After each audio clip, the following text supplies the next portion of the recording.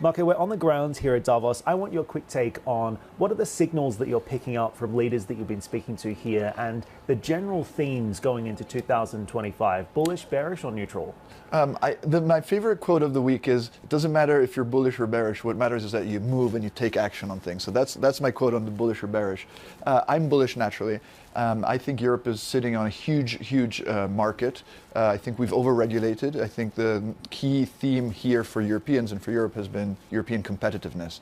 And I have some views and some ideas, but how can Europe, and something I really like that Patrick Pouyanné from Total said today, how does Europe preserve this unique model of capitalism that we like, with values that we like, but we don't kill the industry and put too much of a burden on consumers. So I think that's the trick for the year to come. One of the other things I've been picking up from leaders I've been speaking to is this idea of the confidence gap.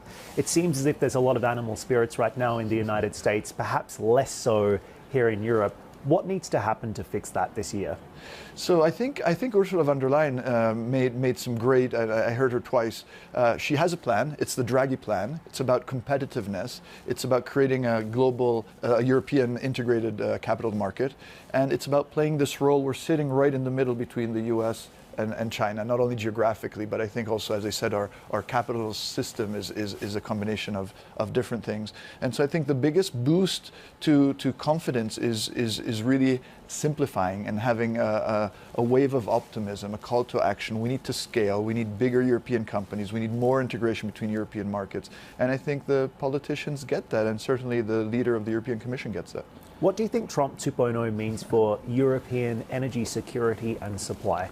I think it's not bad, actually. It means more gas, for sure. I mean, the attempt is to bring more U.S. gas into Europe. That will be good because it can take away some of the pressure on gas prices. It can be good for the climate. My specific idea is to have a trade agreement around LNG, and Europe can create, we have strategic petroleum reserves, but we don't have strategic gas reserves. So the European Commission could create a strategic gas reserve, buy US LNG, keep it underground, take it out of the ground when prices are high. So it's a way of turning what could be a trade dispute into a trade opportunity, and it helps the climate. Now, we're also doing synthetic gas. We call it ENG, electric natural gas. So you could blend in 1% of that, and so you address the energy trilemma. You have something which addresses security of supply, sustainability on price, and sustainability on climate, and you do the three together, and you provide a trade opportunity with the US. Importing more US LNG is necessary, but also hard to stomach for the Europeans who have been pushing hard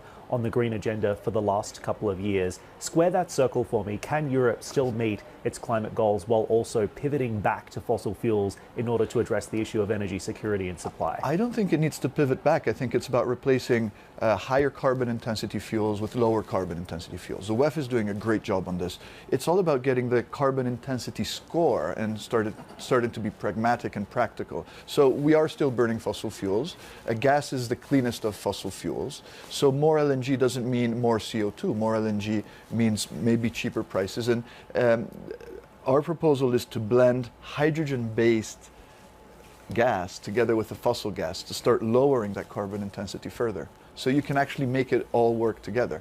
You have to do, we went from leaded to unleaded fuels without really having a trauma. We did it gradually. We went from fossil fuels to 10% biofuels in Europe, doing it gradually. So we need blending mandates per sector. What you do in trucking is different from what you do in aviation, different from what you do in shipping, different from what you do in heating. And I think Europe's legislation is moving in that direction already. And I think the Commission is very focused on this. And there's political will to get something like this done, do you think?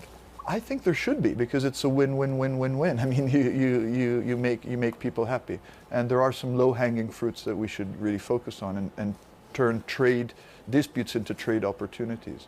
And of course, in the context of China, which is really powering ahead when it comes to climate, and they're doing this, and they're creating an energy system which will have a very low marginal cost.